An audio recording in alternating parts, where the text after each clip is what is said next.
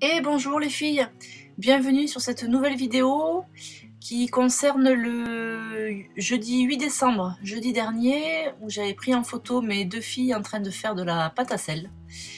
Voilà, elles en avaient partout, partout, partout. Donc pour cette journée, j'ai un petit peu galéré. Alors c'est pour ça que j'ai coupé parce que j'ai galéré à trouver la photo, enfin le papier sur lequel j'allais mater ma photo. Mais ça y est, j'ai trouvé et finalement je ne vais pas mater, je vais faire un cadre. Alors pour celles qui ne savent pas ce que veut dire le mot mater, c'est tout simplement coller la photo sur un fond, sur un papier, de manière à faire une bordure. C'est ça le matage, c'est la bordure en fait qu'on va créer sur la photo. Mais là en l'occurrence pour ce projet-là, moi j'ai imprimé toutes mes photos avec une bordure blanche. Euh, du coup il y a des fois où c'est pas forcément nécessaire de mater, et là en l'occurrence je fais juste un cadre avec la frame punchboard.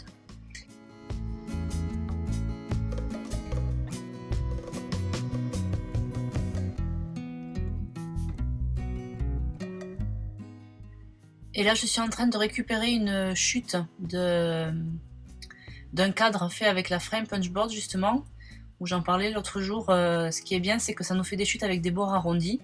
Donc il suffit de découper ce qui dépasse et ça nous permet d'avoir un petit papier sympa à mettre en fond.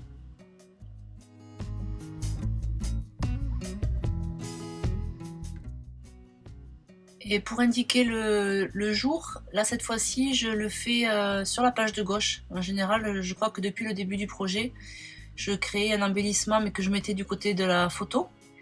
Et puis là, comme à gauche, j'avais pas de photo à mettre, j'avais pas spécialement d'embellissement ou de tampon qui me convenait pour mettre sur la gauche. Donc là, ce que j'ai fait, c'est que j'ai créé une petite étiquette avec une superposition de papier, une découpe à la Big Shot, et donc par-dessus, je mets le sapin sur lequel je vais venir embosser le numéro du jour. Et j'embosse en doré, et je mets une ficelle rouge pour rehausser un peu la décoration de la page qui était sur un fond assez clair.